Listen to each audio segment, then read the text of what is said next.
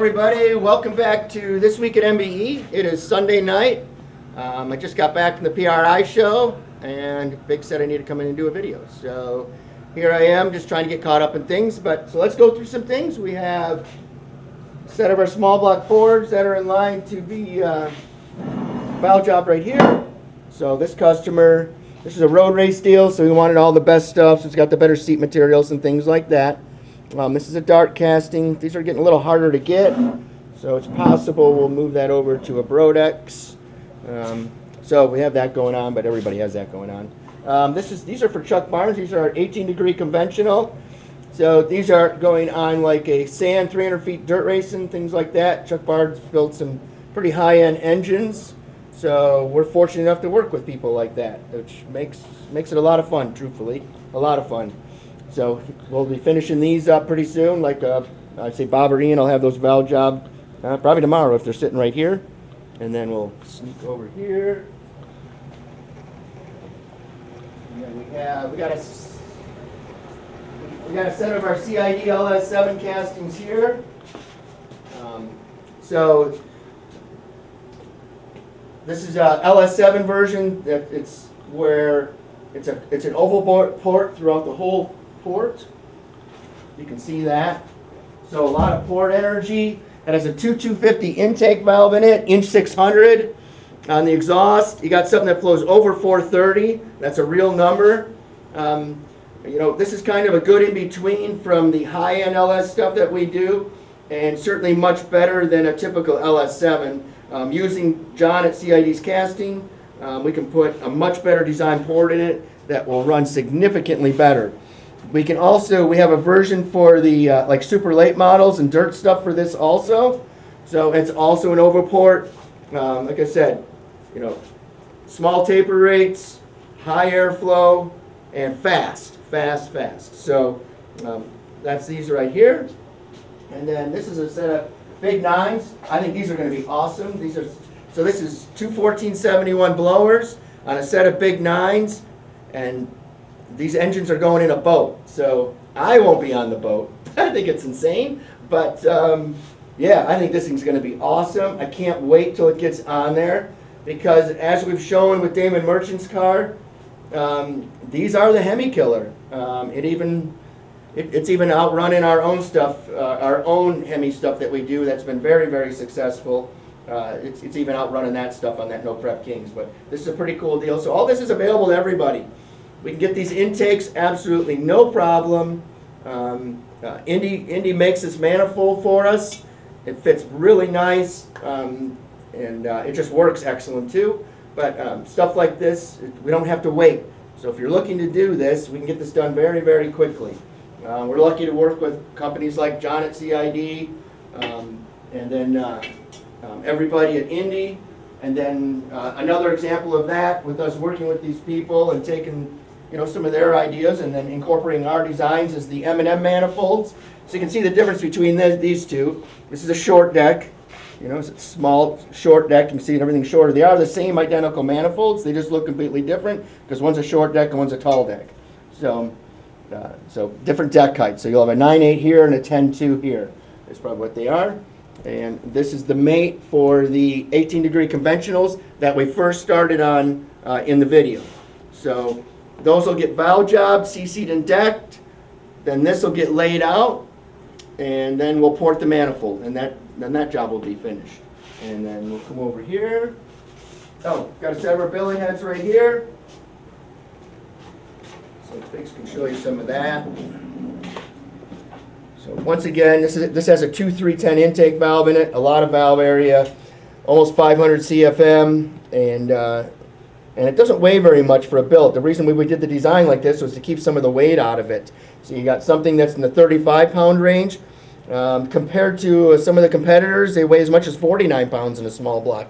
42 to 49 is very common. With the 35, it's more than rigid enough. Don't think anything like that. We took material out where it was important, around the exhaust flange. So we did all of that. You can see all the extra fasteners on this.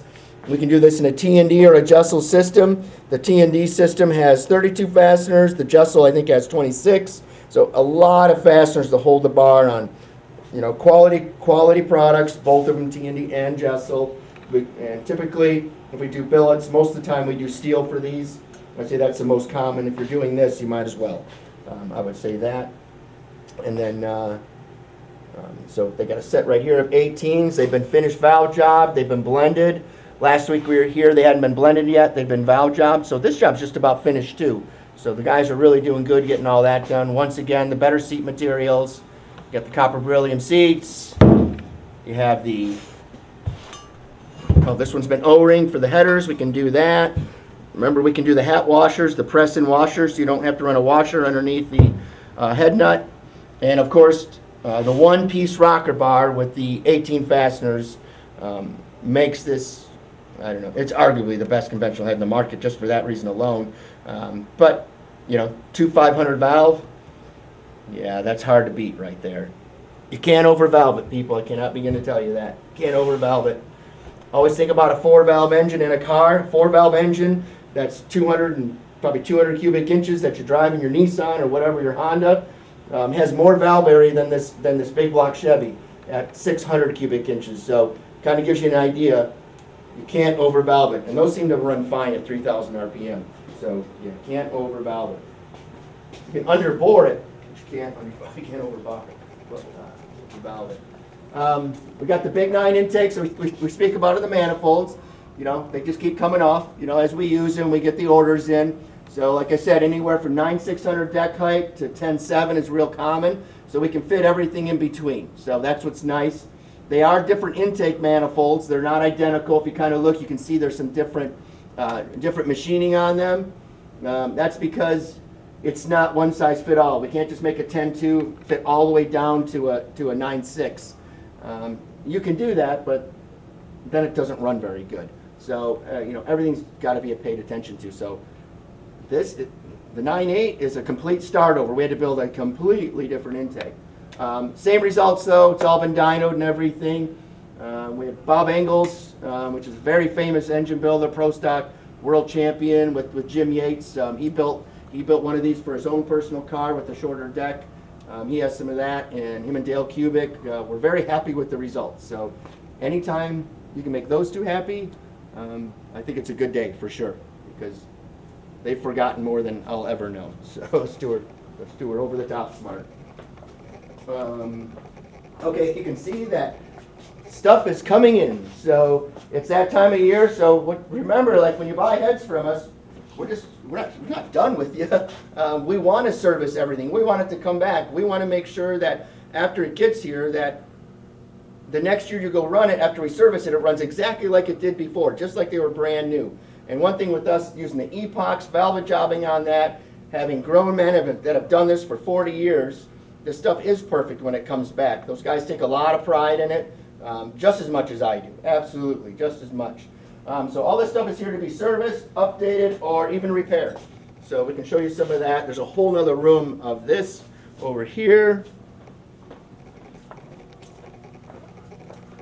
We spoke about this set. This set's from last week. That's where Mr. Fred Horn had his solvent tank stolen, and he didn't have a chance to clean them. So we have those. Those will get cleaned this week, hopefully.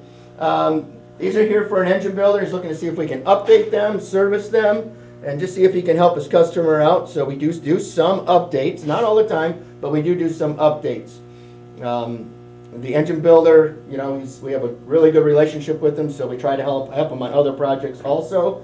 Mr. Hardy's is just a service only, no big deal here. So we'll get those cleaned this week, probably. All that'll be done. And this is a complete update, 16 seats. Here, I'll show you why you need 16 seats. And this is why you should really do business with the reputable people. And there's plenty of us that are reputable, not just us. I don't know if there's plenty, but there's some of us. Okay, so I don't know if you can, it's hard to see, but the valve is actually seating on the aluminum itself. It's not, half of the valve is seating on, and not on the seat. So the seat is too small for the valve. So what the scary part is, what happens a lot of the time, because the seat's not big enough, and then you open the throat up here, then it doesn't have enough press-in area, then the seats fall out. These did not fall out. That wasn't the issue. It's just that the valve is larger than the seat insert itself. So, because we can't just change the intake seats because these interlock, we have to change all 16 seats just so we can use the cylinder heads. They are not usable how they are. He used them, but it's just wrong. So this is going to be great, though. I can't wait to show you guys these later when we finish everything. Bob and Dave will have these things looking like brand new cylinder heads, and it looks like it's getting a complete update and everything. So these things are going to run a bunch better, and functionality they're going to be significantly better. We're going to update it to the better seat materials also. So this is a good job. We don't mind doing stuff like this, even though it's a lot of labor-intensive work. It's what we do, so that's cool. This is a set here, customer to Steve Williams out of Division 7, multi-time, it's a world champion, multi-time division champion in Super Gas and Super Comp. But Steve has a lot of, everybody, a lot of people know Steve, and Steve's a really smart guy. And Steve knows not, when Steve broke a piston, Steve knows enough to not take the spark plug out, because now we can save all the threads. We don't have to have welded threads in there that are always a sacrifice. So when we get finished with this, it's not going to be bad. He thought it was a big deal, but looking at it right now, this is not a big deal. So basically, we'll get everything cleaned, and then we'll grind on the plug. We'll keep grinding on the plug itself until we get to good threads where they're not smashed. And when we get to that, then we can pull the plug out, and all the threads will be just fine. All we'll have to do is replace probably we'll probably have to go 4 to 5 threads in. Will only be weld, while the other 10 will not be, or 20. And after we pull that out, Ian will probably prep it. We'll get it prepped. Ian will weld it, and then we'll find out how much has been decked off the cylinder head itself, and that will tell us when we put it in the CNC machine, where we can put the chamber, we can remachine all of this just like it was new. So everything just stays the same. So this is not a big deal repair at all. It kind of looks like it is, but it's not. This is pretty simple stuff here. And Steve's been a good customer for probably 15, 17 years now, a long time. And that's all. But we have some stuff over here. Here's another set of billets right here. So these are going to be on a heavy nitrous steel. Mike Janis and Junior are building this engine right here. This has the T&D system, you can tell, with all the extra fasteners compared to the one I showed you earlier. So this has the 32 fasteners compared to the 24, 26. I'm not saying one's better than the other. Just because it has more fasteners, I mean it's better. They both make an exceptional product. So let's not get too crazy about that. But you can tell how beautiful they are, and the ports and everything. The pulling out big. I don't know if you can see in there or not. But yeah. And then just another set in here to be serviced. That's not my phone going off, that's Biggs' phone going off. Just so everybody knows. He's the one ill-prepared. And then we have this room here, of course, and everything goes in here and, for final assembly, or this is the next step from being shipped. So what's nice about this, Dave, who has the most experience in the shop, him and Scott are the oldest guys, they have the most experience, and they've been doing all of this all their life, since they were little kids. So what's nice about that, Dave is the last person to see everything. And the reason why we have him do that is because he does have the most experience. He is the most meticulous. So all he does is make us better, and if he finds something, it's addressed. I would say typically he doesn't, but hey, every once in a while, things can happen. But it's nice, Dave goes through all of this. Every set of rockers comes in, he mocks them up, makes sure they're perfect before they go out. Just trying to look at everything so when the engine builder gets it, there's none of these oh shit moments, right? Nobody wants one of those. I don't want that phone call either, because then I feel terrible, because it's always when it's at the worst time. We got the Big 9 manifold. Steve Williams is going to switch to the billet manifold also. He has a cast one on it now. So he'll dyno this, and we'll be able to get results from Steve on this. He'll give us actual results, what the difference were. So typically, like we say on a 632, you're looking at 50 to 60 horsepower is where it's been.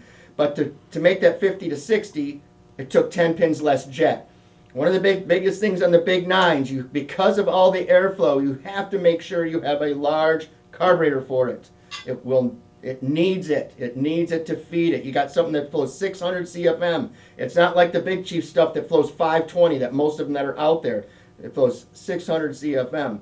So it's significant. You get 15% more airflow. And the other thing with the Big 9 is always remember it takes timing. And anything that takes timing seems to run better on the track. So that's what's, another reason why to use the Big 9. And of course the weight. Actually, the new Edelbrock manifolds, this manifold is now 18 or 19 pounds lighter. They added a bunch of material to the outside of them that you can't remove. So this is now, even with the valley tray, it's 17 pounds lighter, but the manifold itself is 19 pounds lighter than the Edelbrock. So that's it. We have Exodyne valves coming in weekly. They've been wonderful to work with. And of course, I think everybody knows their product, how wonderful it is, and very easy to work with. And so that's been really good. But thank you, everybody. Happy PRI. For the people I did see at the PRI, it was great seeing everybody and great seeing all my friends. And everybody have a great week. Thank you.